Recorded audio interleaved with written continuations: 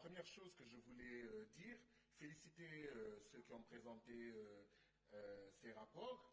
Et ma première question est celle-ci.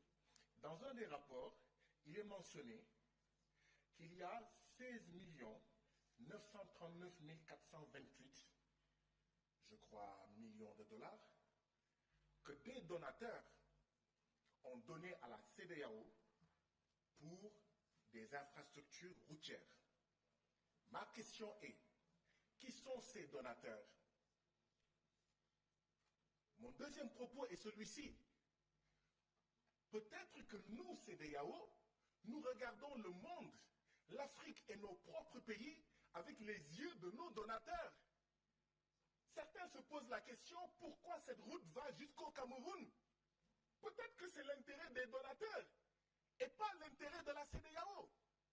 Certains parmi nous se posent la question de savoir pourquoi MTN, il faut y ajouter Orange, France Télécom, fait une puce au Nigeria, une autre puce différente au Sénégal, une autre puce différente au Mali, une autre puce différente au Togo et au Bénin, etc.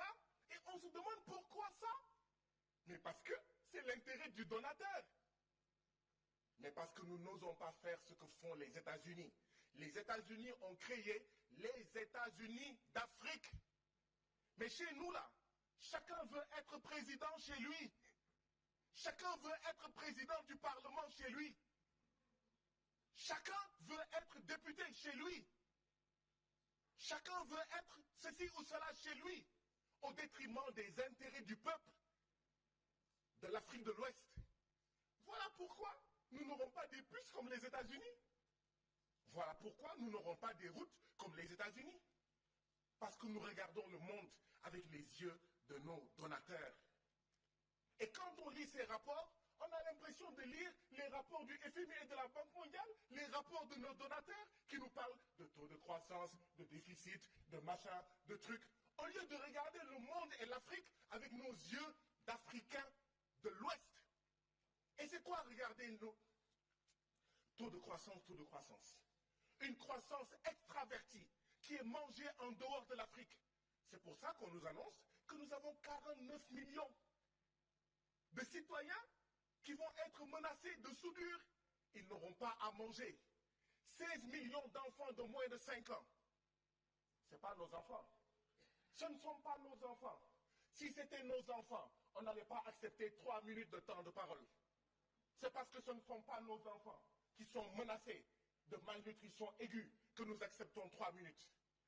Et c'est ça qu'il faut changer. Thomas Sankara disait, si le Burkina Faso refuse seul de payer la dette, à la prochaine conférence de l'OIA, je ne serai pas là. Mais si cette CEDEAO-là ne change pas fondamentalement, à la 7e législature, il n'y aura plus de parlement de la CEDEAO. Il y a des ruptures à opérer. Aujourd'hui, ce qu'on devait dire, c'est la CEDEAO, quel pourcentage de sa population arrive-t-elle à nourrir?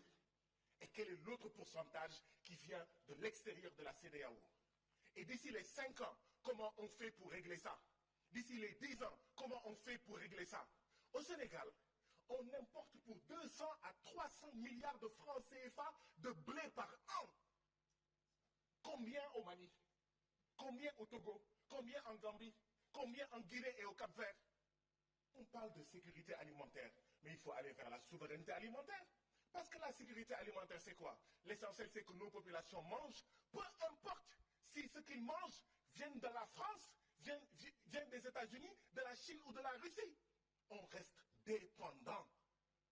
Or, la CEDEAO doit aller vers la souveraineté. Et c'est ça que la jeunesse africaine hurle et crie.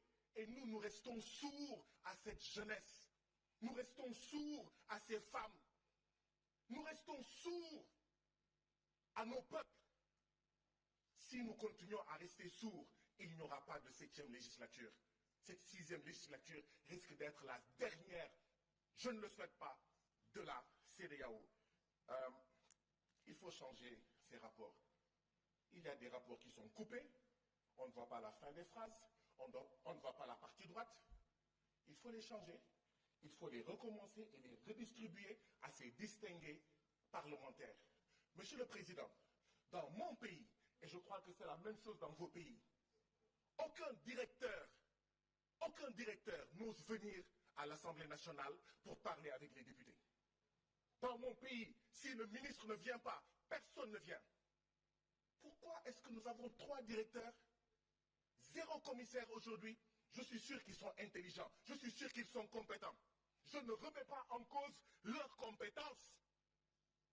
Mais au nom de quoi les commissaires ne viennent pas pour s'adresser à nous et nous recevons des directeurs? Dans mon pays, ça n'existe pas. Le ministre vient par la force pour respecter la représentation nationale. Nous représentons les peuples de la CEDEAO. S'ils n'ont pas notre temps, ils auront le temps de qui? Ce n'est pas Guy Marius qui est là, c'est le peuple sénégalais qui est là. Ce n'est pas Koné qui est là, c'est le peuple ivoirien qui est là. Ce n'est pas Chérif qui est là, c'est le peuple gambien qui est là. Ce n'est pas Condé, ce n'est pas Fanta Conté qui est là, c'est le peuple guinéen qui est là. S'ils n'ont pas le temps du peuple guinéen, ils auront le temps de qui et de quoi? Il faut des ruptures. Il faut changer cela. Je vous remercie. Si on ne fait pas attention, il va y avoir un coup d'État au Togo. Si les présidents ne peuvent pas partir démocratiquement, j'aimerais que la délégation de Guinée nous dise comment est-ce qu'on peut tuer 47 morts, 47 personnes, 47 Guinéens. Refondation ou mort de la CEDEAO. Voilà où on en est aujourd'hui. Transformation structurelle ou mort de la CEDEAO. Changement profond ou mort de la CEDEAO. Je voudrais demander à nos collègues du Togo si en fait le président Faure Eyadema veut transformer le Togo en royaume. Parce que son père était président du Togo. Son père, que Dieu ait pitié de son âme, meurt. C'est son fils qui devient président. Le fils qui devient président, il ne veut pas quitter la tête du Togo. Je le dis parce que ce que je souhaite pour mon peuple, le Sénégal, c'est ce que je souhaite pour le peuple togolais. Si le président Macky Sall avait fait la même chose que Faure Eyadema, mais on se serait battu, on se serait entretué, mais on ne l'aurait pas accepté. Moi, en tout cas, je ne l'aurais pas accepté. Les Togolais veulent manifester le 11, le 12 et le 13 avril, il interdit. Depuis des mois, depuis des années, Faure Eyadema interdit les manifestations. Il se prend pour qui? Il y a 2 jeunes Togolais. Chers collègues, nous sommes au Parlement. Si vous voulez adresser des critiques, faites-le avec le respect des chefs d'État et des pays. Poursuivez.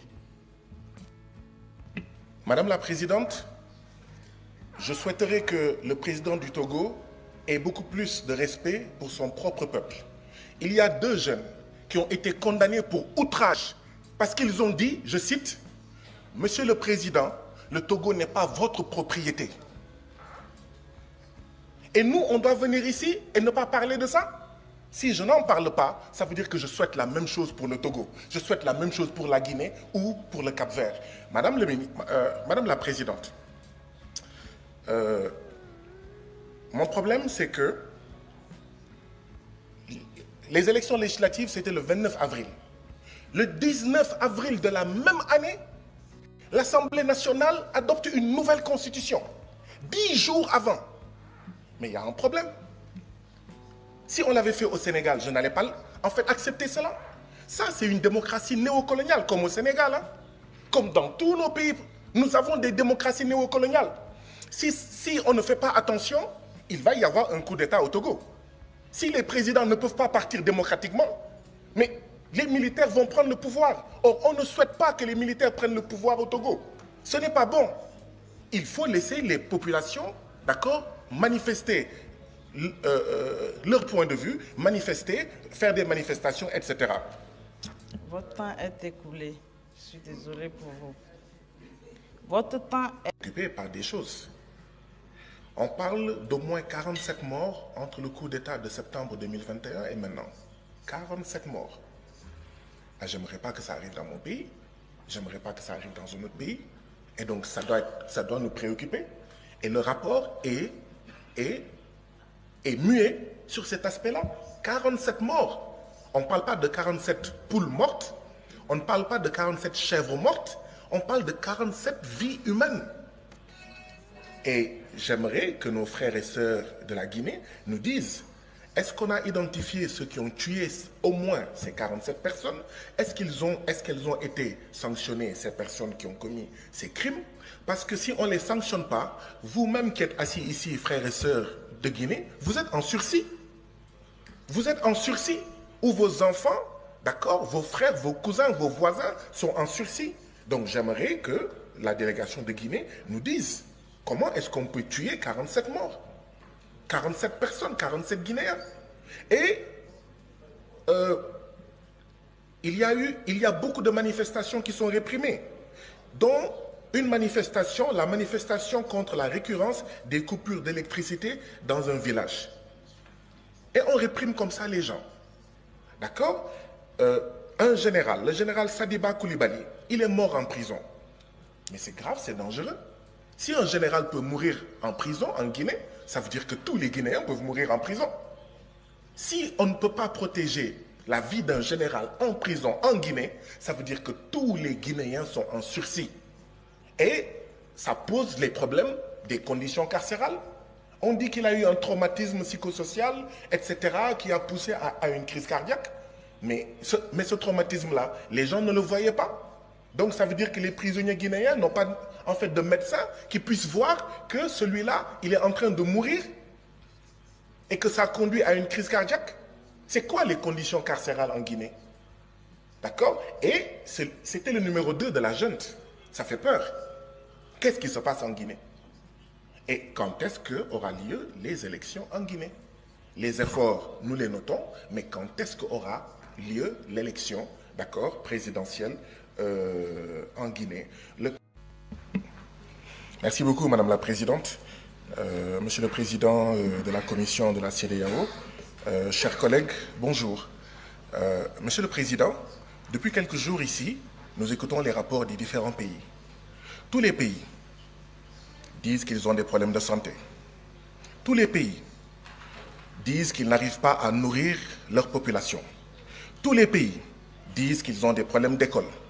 Tous les pays, même là où il y a les djihadistes des États-Unis, même là où il y a l'armée française, disent qu'ils ont des problèmes de sécurité. Je n'entends pas dans le rapport des réponses à ces problèmes. Je n'entends pas dans ce rapport une prise en charge de ces problèmes, Monsieur le Président de la Commission de la CEDEAO.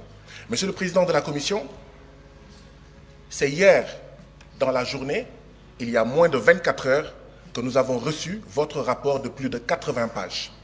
Vous comprendrez qu'il y ait eu, dans un premier temps, 16 inscrits. Vous voyez, il y a 36 présents sur le total des députés de la CEDEAO. La CEDEAO n'est plus attrayante, même pour ses membres, même pour ses députés. Monsieur le Président, je voudrais savoir, est-ce que ce sont les services du Parlement ou vos services qui ont fait que c'est à moins de 24 heures que nous avons reçu ce rapport?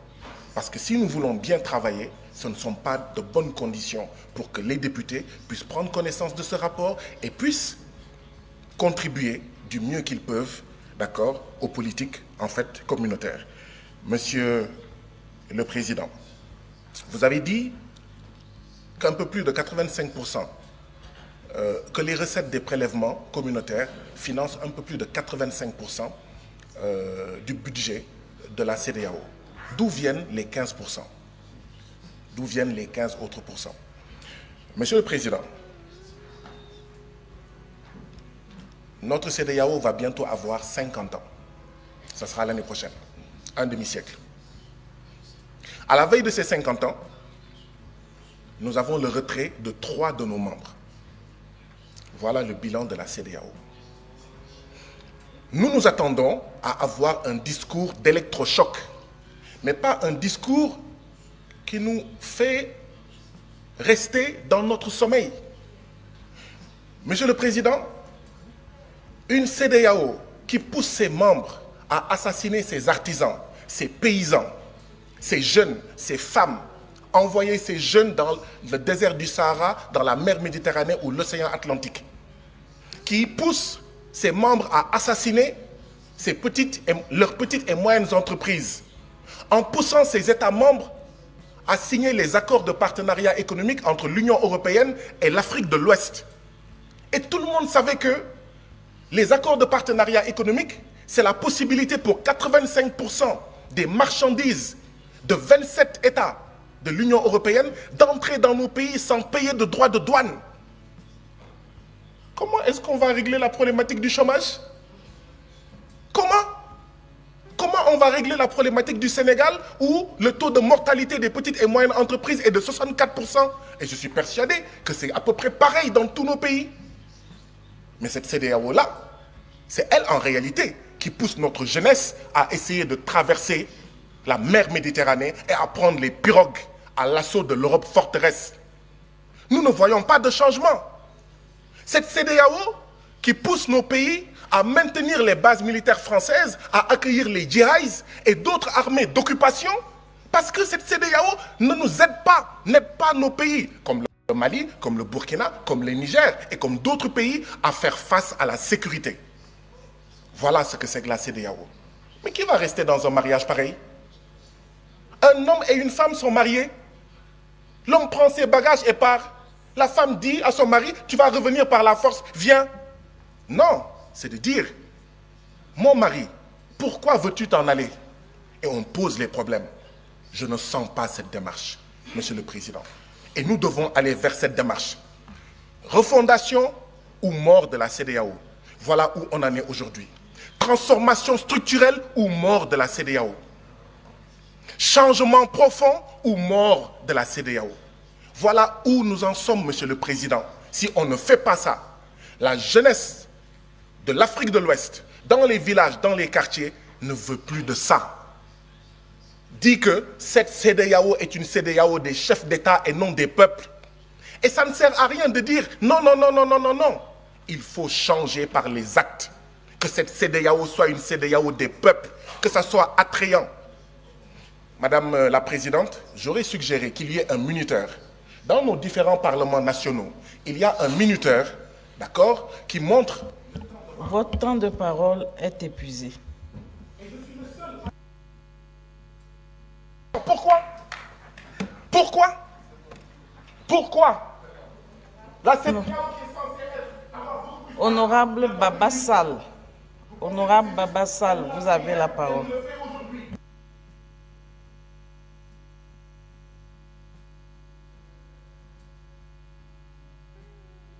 Démocratisme, que les gens sortent de la CEDEAO, que les gens sortent de la CEDEAO. Honorable Baba Sall.